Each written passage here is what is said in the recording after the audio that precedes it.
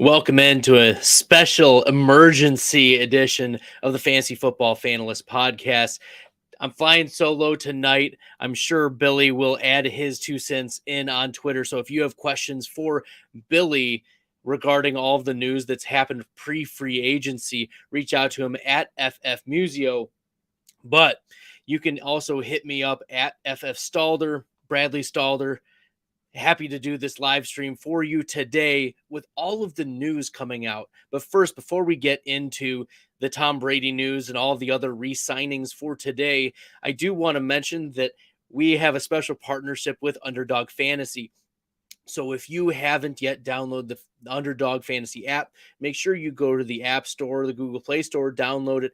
And for your first deposit, they'll match 100% up to $100 using promo code FFF. So if you have not been in the best ball streets yet, if you have not gotten into the super flex big board or the regular big board, this may be the time to get your feet wet. And this was the time to get Tom Brady in the 13th round of super flex leagues. And you could get Gronk in the 14th round. So all of these values will be fluctuating throughout the year. But if you want a particular edge over your league mates, you definitely want to check out Underdog Fantasy and download the app. Use promo code FFF for 100% match up to $100. Okay. And before we get into the news, we'll do our intro.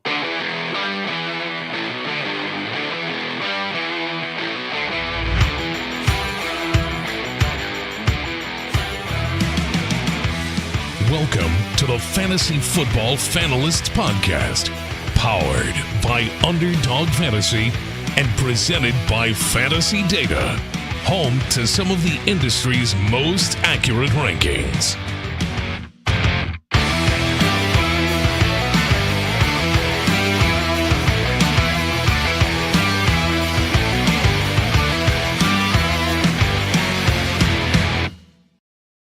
And welcome in to a special edition of the Fantasy Football Fanalist Podcast. Once again, I'm Bradley Stalder at FF Stalder. Billy, my partner, is not with us tonight. I think he's at a birthday, but I'm still giving him updates. He was not believing me when I sent him the message that Tom Brady was returning. He said, "Are you with me?" Okay. Yeah, I was not. And this was verified by about 3 or 4 sources. And this is a big deal for a few reasons. One is that the NFC South is very weak. We look at the Atlanta Falcons and the New Orleans Saints, the Carolina Panthers, the Tampa Bay Buccaneers. All of them had major questions coming into this week. Tom Brady was retired. Taysom Hill was the presumed starting quarterback for the Saints in New Orleans. Carolina with Sam Darnold, and Atlanta just said, well, if nobody's going to have a quarterback, we will re-up Matt Ryan and restructure his contract. Now the Tampa Bay Buccaneers odds have changed. The sportsbook, let me pull it up here. The sportsbooks have changed the odds up here. And right now, it's kind of crazy how quickly it's changed. The Super Bowl odds now have gone from 20-1 for the Tampa Bay Buccaneers to 10-1, and their NFC Championship odds have gone from 10-1 to 5-1. So pretty significant shifts with Tom Brady coming. It makes sense. Tom Brady, one of the best quarterbacks in the NFL right now, and the Tampa Bay Buccaneers weren't sure what to do at quarterback. They had always kept the light on for Tom Brady. They said, well, we want him to come back, but we don't know if he is going to, and we won't let him go anywhere else. Okay. So Tom Brady, one of the best quarterbacks, but he was going at quarterback 37 on Underdog Fantasy. If you don't believe me, I'll pull up the shared screen right now, and we can look together and see that on Underdog, even as of right now, his ADP is quarterback 37, going behind Marcus Mariota, Desmond Ridder, Sam Howell, Matt Corral, Kenny Pickett, Mitchell Trubisky. Like, it was crazy to think that, Tom Brady was being drafted that late, but no one really believed seriously that he was going to come back. Now, there were people who were taking him in the 13th, 14th, 15th rounds of these drafts because who else are you going to draft? You're going to draft Sam Howell. You're going to draft Desmond Ridder. You're going to draft Drew Lock. Like virtually zeros. Like they're not difference makers. But in the 1% chance or 10% chance or whatever percent that you put, that was very small, that Tom Brady would return, you were a big winner. And so Billy, my partner, he shared with me that he had one heck of a team, and it had, I believe, let me pull up his actual team so I can share it because it's unbelievable. He had Kyler Murray, Justin Fields, Baker Mayfield, Tom Brady, Najee Harris, Nick Chubb, Miles Sanders, Chase Edmonds, Darrell Henderson at running back, Mike Evans. So now that stack looks good. DJ Moore, Amari Cooper to stack with Baker Mayfield, Robert Woods, Van Jefferson, Alan Lazard, John Mechie, Wendell Robinson, Terrace Marshall, Pat Freiermuth, and Rob Gronkowski. So as Wheeler said, we can assume Gronk is coming back. I think that's a pretty safe assumption, right? That Rob Gronkowski, who is a tight end one this year, is going super late in drafts as well. Gronk is going as, let's search him.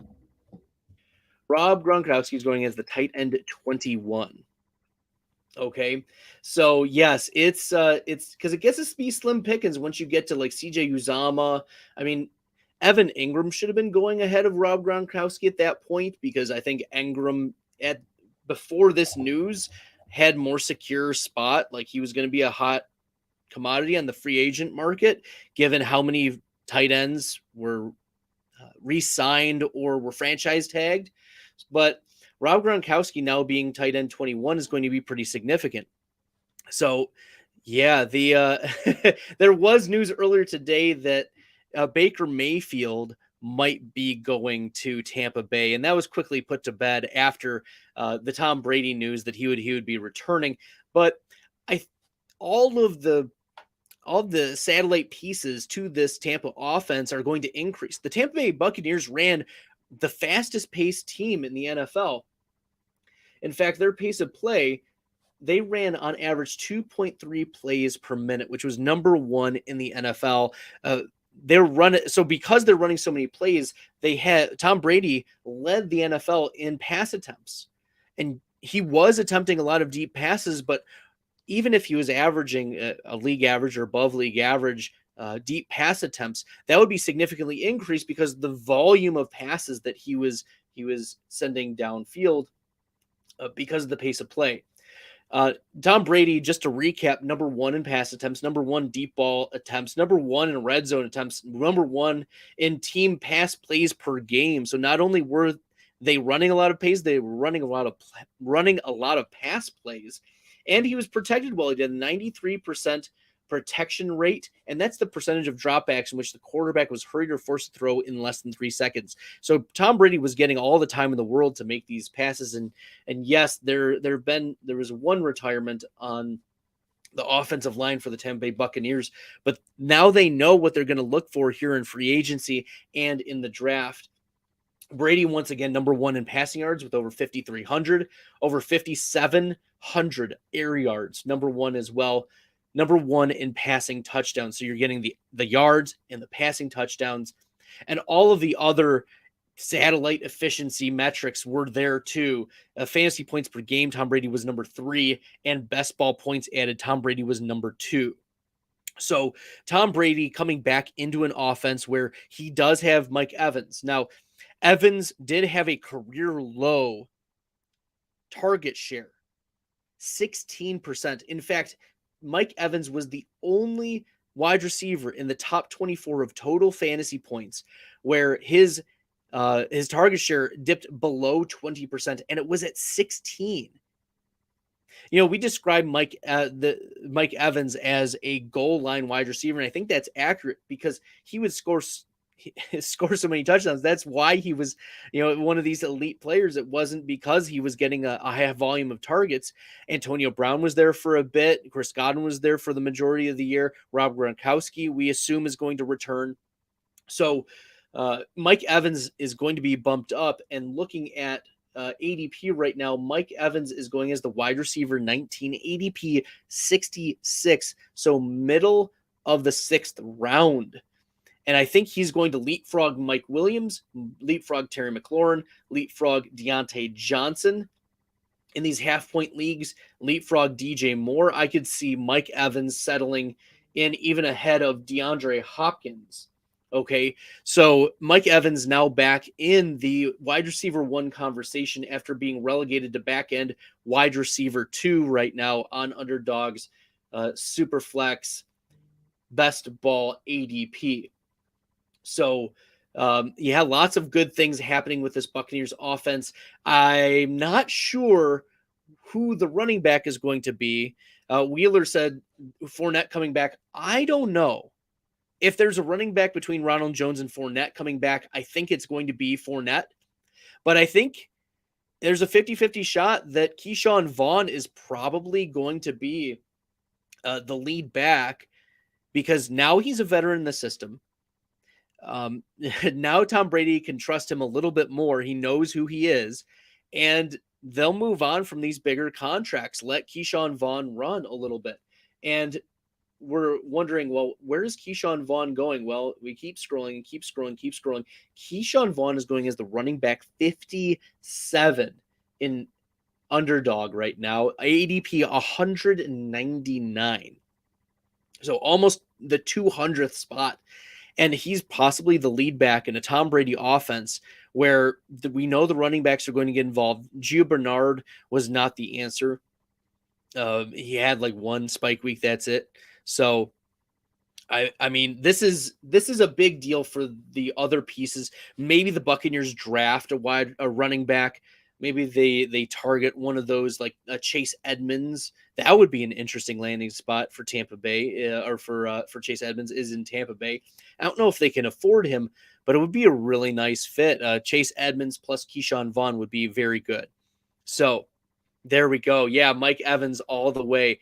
Jason is saying Mike Evans with 3 eggplant emojis. And only 3? I think Mike Evans deserves a few more of those eggplant emojis. With AB gone, Gronk coming back, we should see Evans' targets increase. I think so. We saw Mike Evans be ridiculous when it came to targets and target share back when Jameis Winston was throwing him the ball back a few years ago. So it is within the range of outcomes that Mike Evans commands targets. But Gronk may return too, and Gronk's going to get his 15 to 20% of targets. I still think there's plenty to go around, and the Buccaneers may still be in business for looking for wide receiver help too. So yes, I'm watching Bradley live as I comment. Yes, this is Billy, I believe, commenting. It's excellent. Billy is saying that his team was very sexy, and I agree that there are a lot of ways in which that team could be successful this year. Okay. Gronk will return. I think so. If there's a bet, he's gonna come back for Brady. Okay. So I think we've hit on a lot of good things happening in Tampa Bay. We are going to shift into Zack Ertz. Zack Ertz was returning to Arizona. He was traded from Philadelphia to the Arizona Cardinals. And right now, Zack Ertz is going as the tight end 14. Okay. And that's behind Hunter Henry, Albert Akuna-Bugnam, Pat Freiermuth, Mike Gesicki.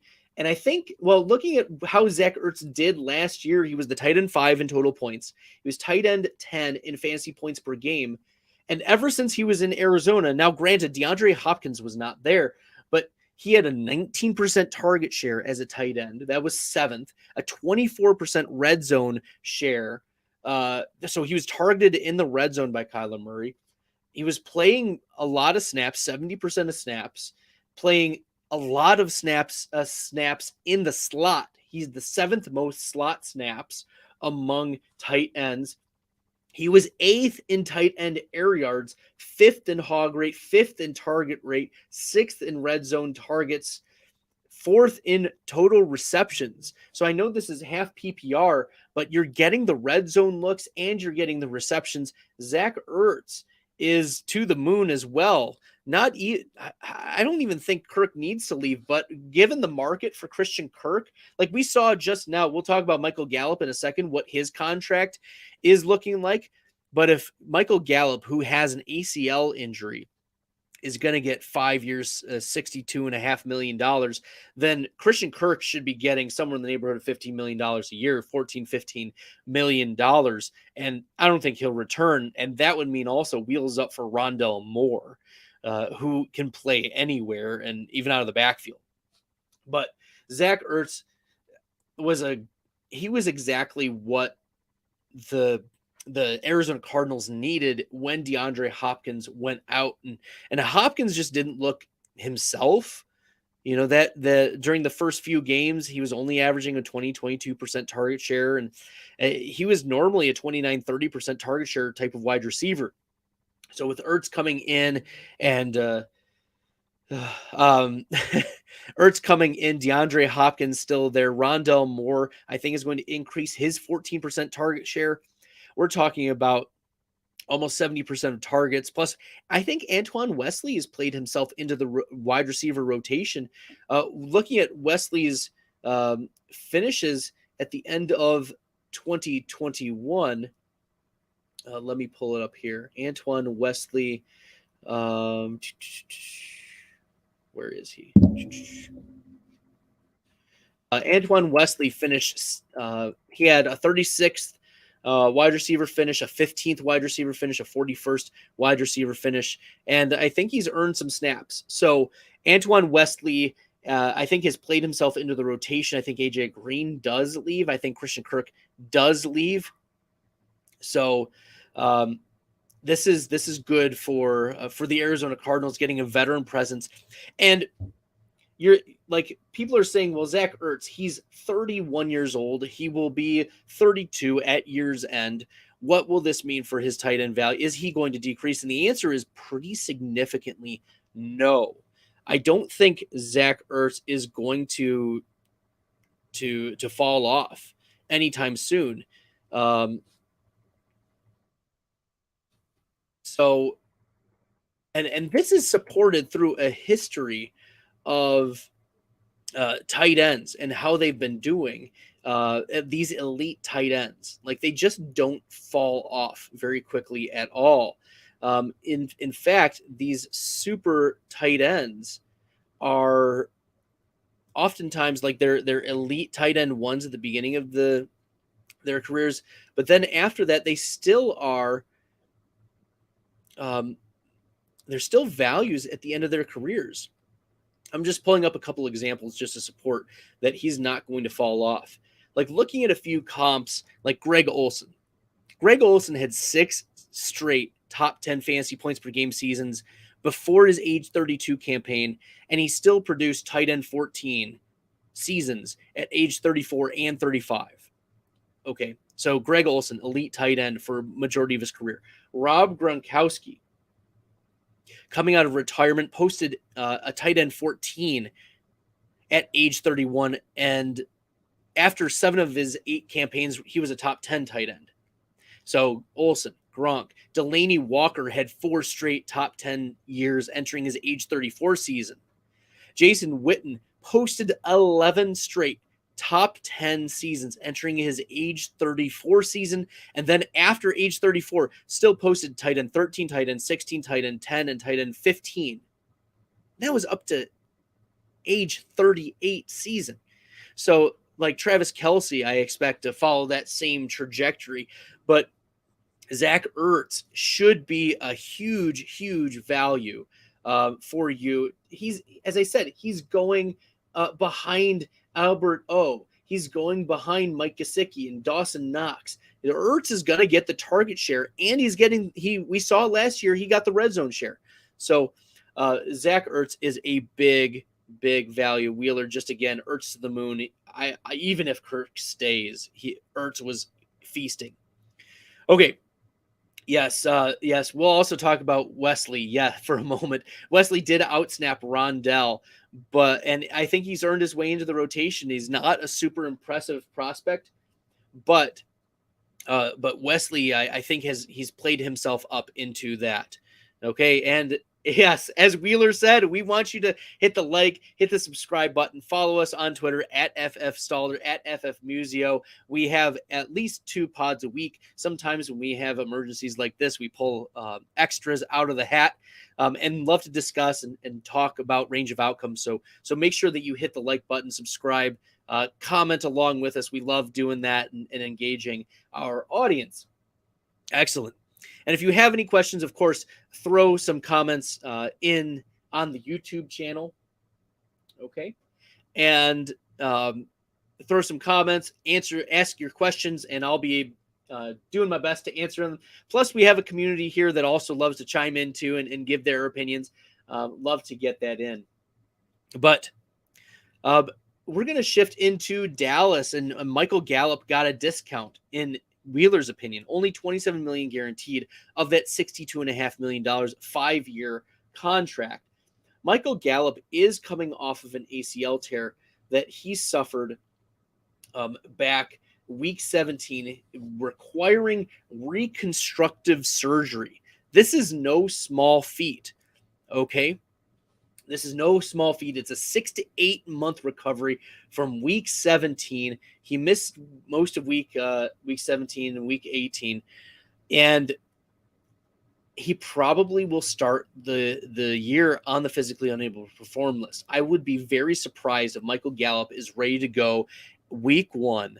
In fact, I would expect him to miss the first 4, if not the first 6 games of the season. And then we've seen players come back from ACL tears, and it's a slow start. Like, Michael Gallup's going to miss a lot of training camp. Michael Gallup's going to miss a lot of preseason.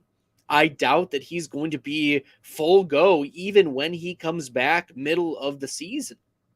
So for Michael Gallup, he's being drafted right now as the wide receiver 45. 126, so the middle of the 11th round on these NFL best ball superflex on Underdog. And of course, if you haven't downloaded the Underdog fantasy app, make sure you do and use the promo code FFF, and that'll match 100% match up to $100 for first time deposit. So make sure you do that. But Michael Gallup, I don't feel comfortable drafting him unless I have a Dax stack, but even then, I don't know. I'm feeling a little nervous about Michael Gallup, even in the 11th round. Like, I do want him, but he was a regular best ball play to begin with. Like, high ups, high down, wasn't commanding a super target share. He only had a 16.6% target share when he was healthy. Now, he did miss 8 games this year, but looking at 2020, he only had a 17% target share. In 2019, he did have a 22% target share. But 2019, we didn't have CD Lamb. Okay. So, and what does this mean for CD Lamb? Okay. We'll get into that in just a little bit. I went a little hog wild on CD Lamb on Twitter, but Michael Gallup, I think he's in a void, even with this new contract. It's good for him. Good that he's getting the bag, but I am concerned with investing even in 11th round, because at that point you've gotten your 2 quarterbacks, you've gotten your 2 running backs, you've gotten your 2 wide receivers, you've gotten a flex play, right? He is the 4th player off your bench in theory, or maybe he's your 3rd wide receiver or 4th wide receiver. I'm not comfortable having Michael Gallup as my 4th wide receiver unless maybe Dak Prescott is my quarterback in this type of format. But as I mentioned before, it still makes me a little woozy. So there is a lot of risk with Michael Gallup being drafted there in the 11th round. I expect his ADP to fall, continue to fall, and he's in a void. Okay, let's hit up a question here. Jose Pena is asking, where would you rank Brady and Watson in best ball at quarterback? Okay, this is a kind of nuanced answer, but I'm going to make it pretty clear. in any new best ball tournaments that are happening, so the Best Ball Mania and Best Ball Mania 2 or anything moving forward, anything moving forward, Brady and Watson should be first round, second round considerations. In fact, I was just in a best ball draft before I hopped on this live stream, and I saw Tom Brady go as the 2.04, so the 20th pick overall. I think Deshaun Watson is also in that second round consideration in these Superflex drafts. However, in the Superflex drafts right now, I don't recommend right now drafting Brady or Watson, especially Brady, though, in the Superflex draft. Because, like, you may want your Brady Gronk stacks, but you're going to have to pay second round draft capital ADP instead of the 13th round draft capital that was 2, 3, 4, 5, 6 days ago that my partner Billy was able to get him at, or anyone else who was drafting was getting Tom Brady in the 13th round. So if you want Brady, like, there's the cost to draft him is so significantly different. It's drastically different. You're competing against teams who drafted him in the 13th round. I don't recommend drafting Brady right now in the Superflex drafts. Now, maybe you can't help yourself. Maybe you're like, oh, there's a tear drop, and I need that second quarterback. I'm not going to stop you. I'm not going to say don't draft him at all, I suppose, if you're really feeling that strongly about it. But you have to know that you are competing against other teams that have Tom Brady in the 13th round, and he may be their fourth best quarterback or third best quarterback on the team. So I think it's a loss if you try to do it in this Superflex tournament right now. I would not recommend drafting Brady. Watson was at least a 5th round pick-ish. Now he's jumped up to about the 3rd round if you want Deshaun Watson. So I would feel better about you drafting Watson in these best ball drafts, although Watson, we would anticipate probably a 6-game suspension is what I'm hearing, the rumblings throughout Twitter. Thanks to Drew Auctions on Twitter for his legal insights into the Deshaun Watson situation. Want to give him a shout out. So those are my 2 takeaways. Brady is a strong avoid in the current Superflex tournament, unless, of course, he falls for some reason or he reneges on his unretirement or something bizarre. But Watson is probably the better value in this tournament style. And then Jose follows up the question, what would be your strategy to draft best ball in a non-tournament league? So 12 best ball 10s draft. So yeah, a non-tournament league, like, you want to be aggressive about going after a player like Brady, who's the quarterback 3 last year. That makes sense. But in tournaments like this, the field is going to get you. So yeah, definitely, like, if it's a super flex but non-tournament type of thing, then you definitely want to be aggressive about targeting Brady and Gronk. They're going to be on one of the best offenses in the NFL for 2022. Brady, Gronk, Evans, going after them and taking your later shots on Keyshawn Vaughn. And if you think Leonard Fournette is going to stay, picking Leonard Fournette. If you don't think Leonard Fournette is going to stay, more aggressively going after Keyshawn Vaughn. Nevertheless, I think that those are they're strong targets in non-tournaments or in future tournaments that have not yet opened. Like, you want to be aggressive about getting those players on your team as stacks in particular. Okay, so let's move on here. Wheeler offers that Brady and Watson is QB 12 and 13 for me, and I think that that's about right. In the ADPs right now, looking at the best ball super flex, I think Watson, I'd still take Hurts and Fields over Watson, but I think that Watson is going to stick around that quarterback 14. I think he's clearly ahead of Cousins and Lawrence and Carr. I think there's a significant teardrop there from Watson to Cousins and from Fields to Cousins as well. And looking at Tom Brady, Brady automatically, I think, jumps up to Joe Burrow level. I think quarterback 6, quarterback 7, around that spot. So I think I'm more aggressive than Wheeler regarding Brady, and I'm a little less aggressive about Watson. But that has to do with the suspension, and I think also the clarity that we have now with Tom Brady coming back. So, I'm in on Brady pretty significantly in non-tournament leagues. Okay. We've had a lot of fun talking about those. Now we're going to get into one of my favorite players who was able to re-sign, and that is Isaiah McKenzie. Re-signs in Buffalo, and you're thinking, who is Isaiah McKenzie? Well, if you haven't heard of Isaiah McKenzie, oh man, get in on Isaiah McKenzie. This is a player who went over the last 2 years when he was playing 50% or more snaps, was the wide receiver 4 and wide receiver 7 on the week. So he was giving wide receiver 1 weeks when he was playing the snaps over the last 2 seasons when Josh Allen had been elevating his game. These, of course, were games where Cole Beasley and Emmanuel Sanders were not present, but that's what we're expecting for 2022. Emmanuel Sanders and Cole Beasley out. And Isaiah McKenzie is a 5'7", 173 type of player, so he's probably going to play in the slot. He had a 43% slot snap rate. So that you're going to expect him about 50-50 of in the slot. But he had a 19.7% target rate. So he had a very small target share because he didn't play a lot of snaps unless he was called upon. But his almost 20% target rate is pretty good. Like, to get almost 20% of targets when you're on the field in a Buffalo offense, you're tied to a quarterback for a long time. This is the type of player that you want to be targeting in these best ball drafts. So let's look. Where is Isaiah McKenzie going? Well, he's going as wide receiver 83, 206 ADP. Holy buckets.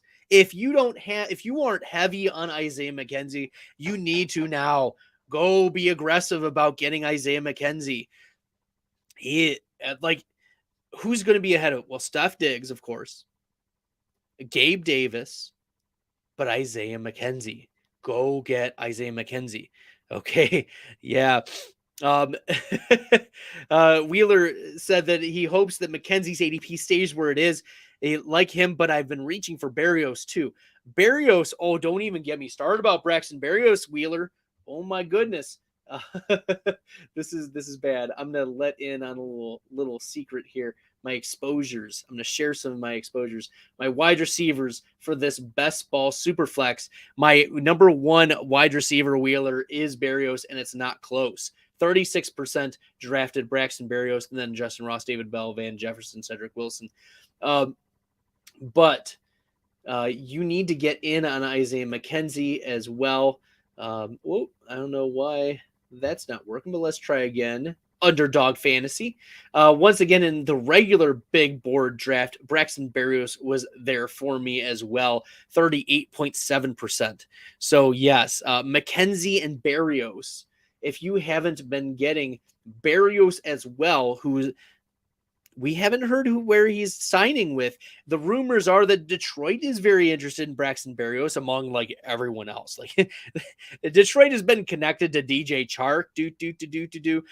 They've been connected to Allen Robinson, Braxton Barrios, Christian Kirk. There have been a lot of, but what we know is that Detroit wants another veteran wide receiver to work with Amon-Ra St. Brown, which is why I said time and again, Amon-Ra St. Brown is a sell. You can go right now to the Fantasy Data YouTube channel and watch my video on Amon-Ra St. Brown about how he is a sell. Go watch the video. Amon-Ra St. Brown is a sell in Detroit. There's no way he pays off his 5th or 6th round ADP. It's just impossible. It can't happen. It won't happen. I have almost no Amon-Ra St. Brown. I'm just waiting until all of the wide receivers are signed or drafted in Detroit, and then I will feel good about drafting some Amon-Ra St. Brown. And yet the truthers will still come out for Amon-Ra St. Brown. Nevertheless, Isaiah McKenzie bringing it back. He's a player that I'm very in on and want you to be in on as well. He's a player who took his time getting into the league. He played on the Georgia team back in 2014 through 2016. His breakout season was his 21-year season, so a later breakout age, but he was dynamic on special teams. He had over 1,000 special teams yards in his 3 seasons at Georgia. And as his player profile, his player comp suggests, he's got speed on speed. He's a 4.42 40-yard dash, a 92nd percentile agility score. That's for Isaiah McKenzie. He will be a good route runner. He's able to get open and he's fast. He may not have a large catch radius, a 32nd percentile catch radius, but Josh Allen has increased his second. Right, he's increased his accuracy, and from his over the last 2 years, he's been much more accurate than he was at the beginning of his career. So he's able to get the passes to the likes of Isaiah McKenzie. So, all right, that is my Isaiah McKenzie pitch. You need to be drafting him. He's going, what is that, in the 17th round, 16th, 17th, 18th rounds? Just depends. But you need to be aggressive on getting Isaiah McKenzie, especially if you have that Josh Allen stack. You want Isaiah McKenzie on your best ball teams. His ceiling is unmatched. I'm actually in the middle of doing a ceiling study, an informal ceiling study. And one of the things I want to point out is that Isaiah McKenzie, right, where did I put him here? Control F, McKenzie. Oh, I haven't done his yet, but I would anticipate that I did the rest of the Bills and I had left him off, but I'll have to circle back to Isaiah McKenzie when I get that data all squared away. But it's going to be very interesting seeing how Isaiah McKenzie being tied to a high offense, like Gabe Davis and Steph Diggs, both are near the top of this ceiling study, because Gabe Davis has had a max ceiling of 4th wide receiver finish on the year, on the week, like a weekly finish of wide receiver 4, and Steph Diggs has had a weekly finish of wide receiver 2, and their 90th percentiles. Gabe Davis is 22nd wide receiver finish. Steph Diggs is 7th.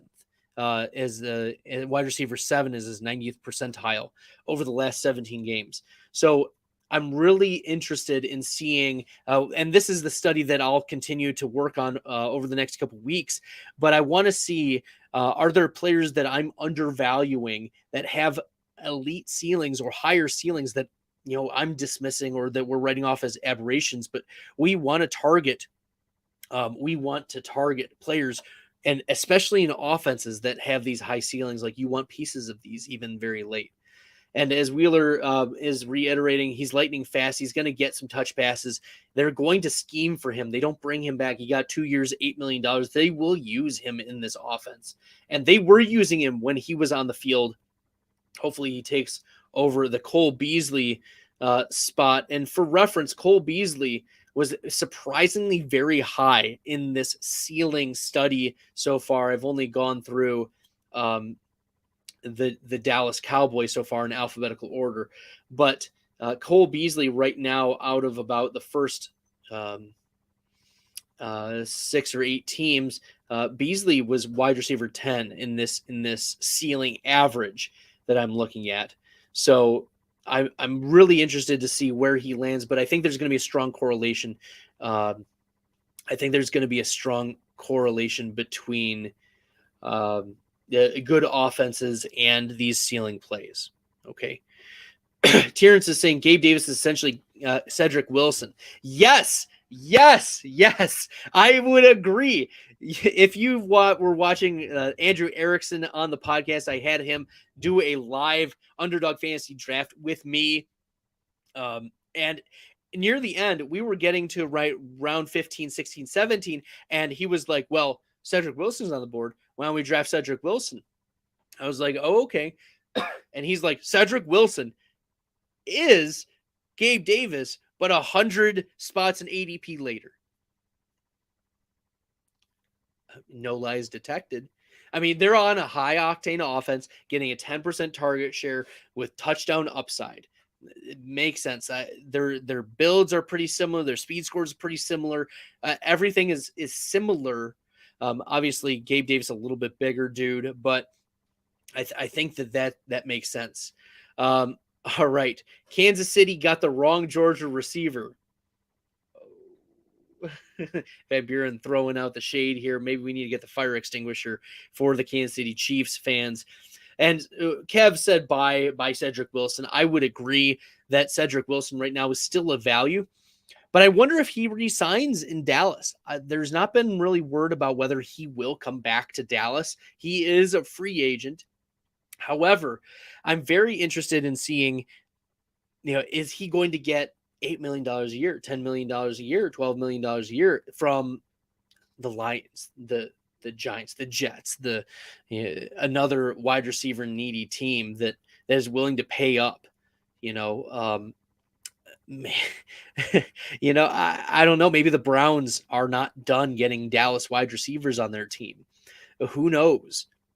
But I think Cedric Wilson showed enough that if he's on a good offense, he's going to be an extreme value. And I've been drafting a lot of Cedric Wilson lately as well. Okay. Whew. Awesome. This has been great. I'm really glad that we're able to talk through a lot of these situations, and I really appreciate all of our listeners. If you haven't followed us on Twitter, make sure you're following me at FF Staller. You're making sure you're following my partner Billy at FF Musio.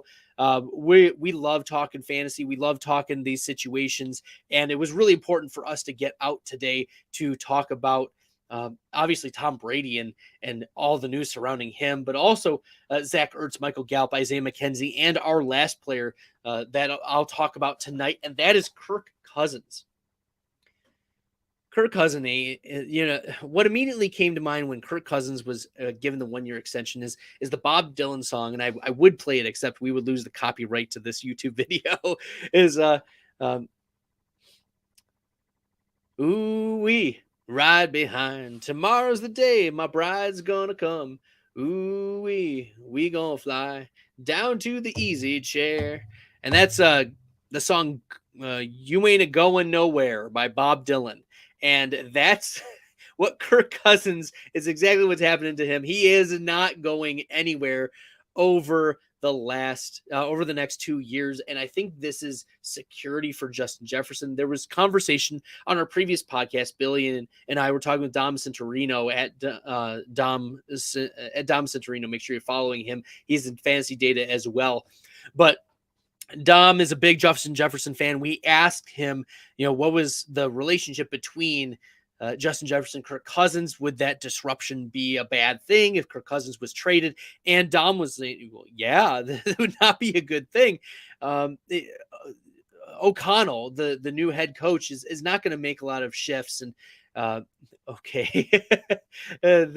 O'Connell's not going to make a lot of shifts as the new coach. And I think that's one of the things that we're going to continue to see is that teams are just holding on to their quarterbacks if they're not ready to make big moves. And I think that the Minnesota Vikings view themselves as a team that underperformed last year, but still have a lot of talent on the roster.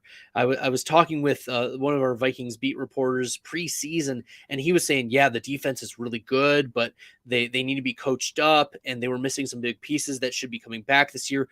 But we just saw some underperformance all across the board. Irv Smith, we didn't get to see a lot of him, and he's supposed to be, an athletic tight end.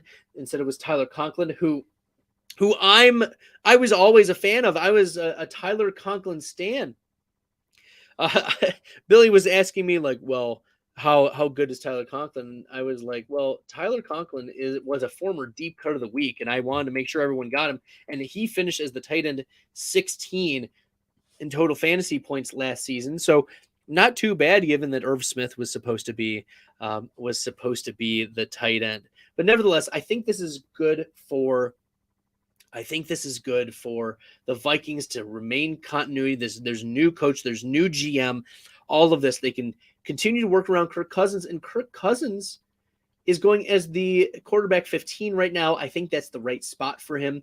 Last year, extremely efficient, as we see here on Underdog, 33 touchdowns, 7 picks, 1 rushing score, and 561 attempts. Now, what's different compared to 2019 was that 150 pass attempts. Like, the pass volume was there, which is why not only Justin Jefferson is viable, but also Adam Thielen was the wide receiver 14 in fantasy points per game last season. So I think that this is very good news for the Vikings, keeping who they have, continuing to build up their young players. Amir Smith-Marset had a 100-yard receiving game at the end of last year. There's a lot of good play. KJ Osborne seemed to have some explosive games. As long as the Vikings have these higher passing volume and seasons, Kirk Cousins is going to be very viable. Kirk Cousins as the quarterback 11 in total fantasy points last season, and quarterback 12 in fantasy points per game. Very, very good.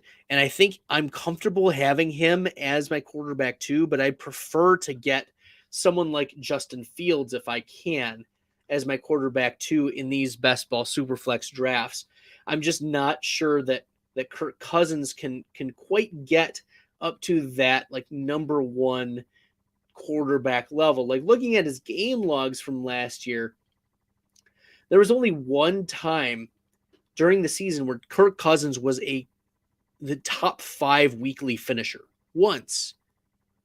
But he still finished as the quarterback 11 in total fantasy points, quarterback 12 in fantasy points per game. That's because he had 1, 2, 3, 4, 5, 6, 7, 8, 9 of his games that he finished between quarterback 6 and quarterback 17. So very consistent quarterback. Okay. So he provides a high floor, but not very high ceiling. And I guess that's what you want out of your quarterback too, unless you can actually get one of the Justin Fields of the world where he has the rushing upside. And Jason Van Buren is saying that the Birds did a better version of that song. I agree. The Birds did do a better version than what I could perform on this podcast. I am not a singer. In fact, I was yelled at by my 4th grade music teacher, Mr. Shear, because I was singing off key, and it was not intentional. It was just I couldn't sing. So when I listen to the Bob Dylan versions of songs like You Ain't Going Nowhere, Like a Rolling Stone, it gives me hope that a non-singer like me could do something important. Okay, and yes, I do want to end with one note about Tom Brady and bring it all bowed back to Brady. As Football Fan 28 points out, yes, this is true. Over $500,000 was spent at an auction yesterday where Brady's last touchdown ball was sold. And as Football Fan 28 mentions, oops is the right comment here. I even texted my wife and I said, hey, Brady's last touchdown ball just got sold yesterday for over $500,000. And look at what happened today. And she just laughed. She couldn't stop laughing. And she's not a big football fan, but she gets that Tom Brady is a big deal. And to spend over $500,000, hopefully they can put that ball back on the field, or Tom Brady reneges on his unretirement, and maybe that gets us to where gets that poor person who now poor person because he spent over $500,000 on it would be a problem. So nevertheless, yes. Okay. If there aren't any other questions, there's going to be even more news. And I know Billy and I we're going to be with you every step of the way to be able to discuss and dissect and give some analysis about all of the ramifications of free agency and pre-free agency. And the tampering window officially starts tomorrow at noon. It's an exciting time in free agency, seeing the players move on and readjusting all of our projections and team needs based on dark horses. It's a great time. It's an exciting time. So of course, follow us at FF Stalder, at FF Museo, at FF Fanalist. Follow us at Fantasy Data NFL. Subscribe to our YouTube page, and of course, check out some of our other videos. I mentioned the I mentioned the Gabe Davis or the Amon-Ra St. Brown video, but also the Sell Gabe Davis video. We don't know what the Bills are going to do, but as was mentioned before, Cedric Wilson is as a comp. So